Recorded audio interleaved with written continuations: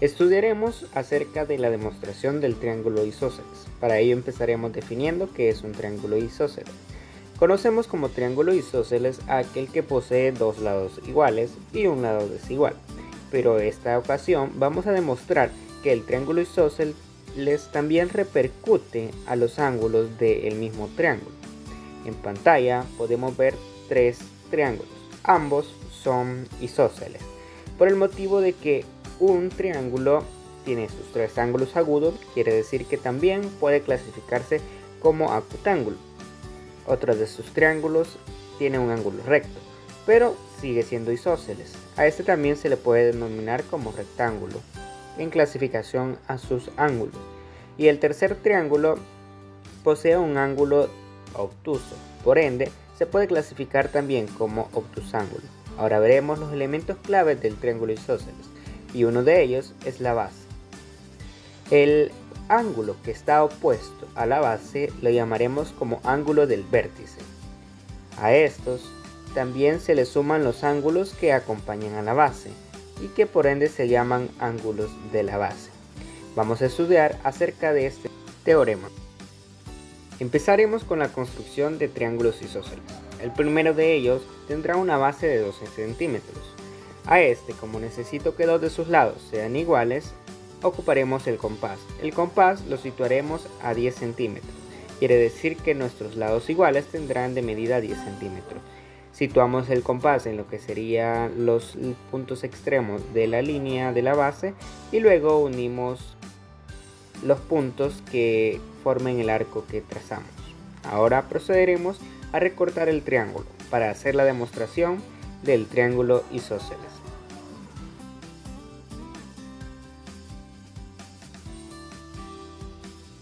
Procederemos a construir nuestro segundo triángulo isósceles. Este triángulo se clasificará como triángulo isósceles, pero según sus ángulos como rectángulo. Es por ello que vamos a construir dos lados de 10 centímetros y uniremos los extremos de ellos para formar un tercer lado que sería el lado desigual. El tercer triángulo isósceles que construiremos tendrá de base 12 centímetros y nos apoyaremos de un instrumento de la geometría. Este será un transportador. Este transportador lo utilizaremos para medir 120 grados. Esto quiere decir que vamos a utilizar un ángulo que es mayor de 90 grados y menor de 180, a lo que clasificamos como un ángulo obtuso. Es por ello que este triángulo será un triángulo isósceles, pero también puede llamarse obtusángulo, según sus ángulos. Retomaremos los tres triángulos anteriormente construidos y los conceptos básicos que ya conocemos. Es por ello que vamos a hacer una demostración. Vamos a hacer que el triángulo isósceles, los tres triángulos que construimos, los vamos a doblar.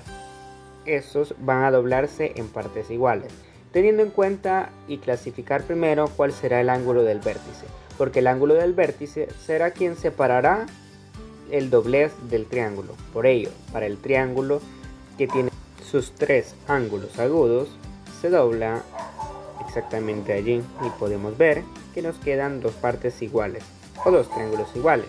Estos a su vez se pueden clasificar como ángulos rectángulos, pero también podemos ver que sus dos extremos donde se unen esos ángulos son iguales. El que no es igual es el ángulo que ahorita estamos nombrando como teta. Quiere decir que alfa y beta son iguales.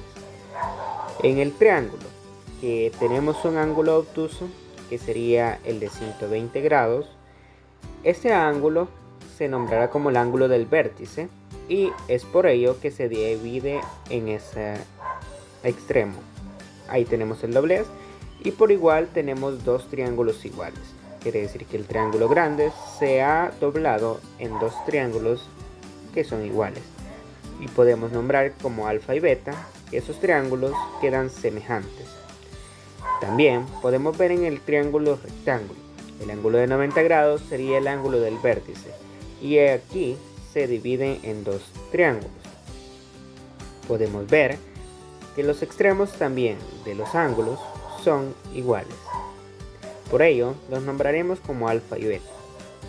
El ángulo θ será el de 90 grados. Esto nos ayudará a que podamos hacer la demostración de una forma más fácil. Ahora, como ya nombramos los ángulos, también podemos nombrar los lados. Sabemos que en los tres triángulos hay dos lados que son iguales y por ello procederemos a marcarlos. Y un lado que es el desigual.